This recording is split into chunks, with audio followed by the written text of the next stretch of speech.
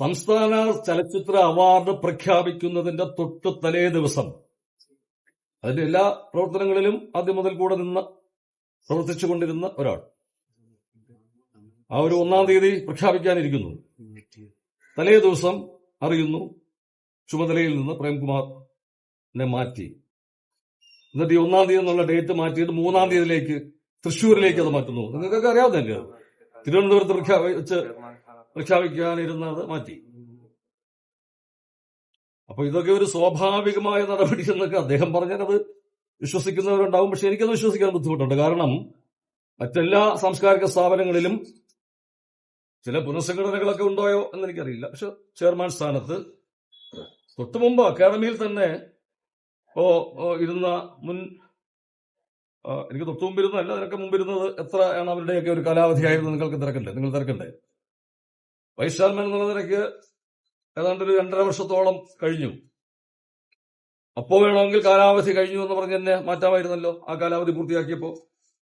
പിന്നീട് ഒരു പ്രത്യേക സാഹചര്യത്തിൽ അത് ശ്രീമാൻ രഞ്ജിത്ത്, എന്റെ പ്രിയപ്പെട്ട സുഹൃത്താണ്, അദ്ദേഹം പിന്നെ ആ പദവിയിൽ നിന്ന് മാറിയപ്പോ ഒരു പ്രത്യേക സാഹചര്യത്തിൽ നിരവധി പേർ ഈ ഒരു സ്ഥാനത്തിന് വേണ്ടിയിട്ട് അങ്ങനെ ഒരു ഇത് വന്നപ്പോ ഒരു സമവായം പോലെ എന്നാൽ പിന്നെ പ്രേംകുമാർ തുടരട്ടെ എന്ന് തീരുമാനിക്കുകയാണ്. അത് ചെയർമാന്റെ ചുമതലയിൽ തുടരട്ടെ.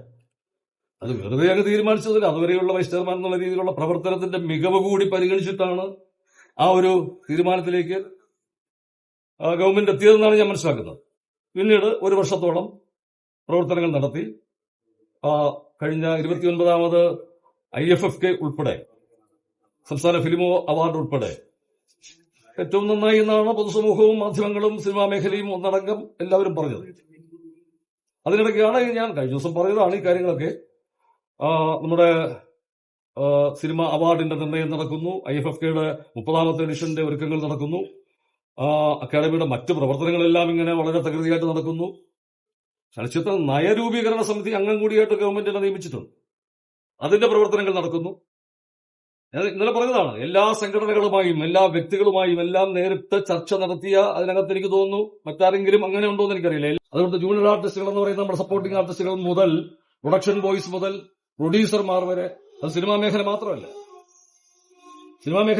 ടെലിവിഷൻ മേഖല, ഈ ചലച്ചിത്ര നയം ടെലിവിഷൻ മേഖലയും കൂടി അഡ്രസ് ചെയ്തുകൊണ്ടുള്ളതാണ്.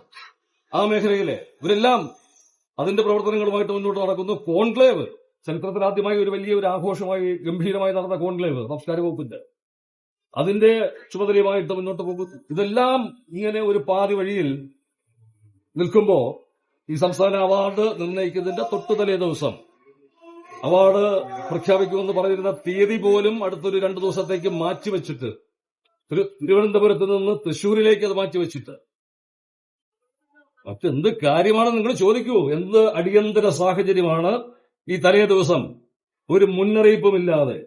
ഞാൻ ഇന്നലെ പറഞ്ഞു, ഈ നിമിഷം വരെ ഒരു മുന്നറിയിപ്പ് എനിക്ക് കിട്ടിയിട്ടില്ലല്ലോ. പിന്നീട് ഈ വിഷയം ഉണ്ടാകുന്നത് ഇപ്പോഴൊന്നുമില്ല, അതൊരു 5-6 മാസങ്ങൾക്ക് മുമ്പ്, അതിനും ഈ പുറത്താക്കുന്നതിനും 5-6 മാസങ്ങൾക്ക് മുമ്പ് കൊച്ചിയിൽ നടക്കുന്ന സാംസ്കാരിക സംഗമം ഡിസംബറിൽ നടക്കുന്നു.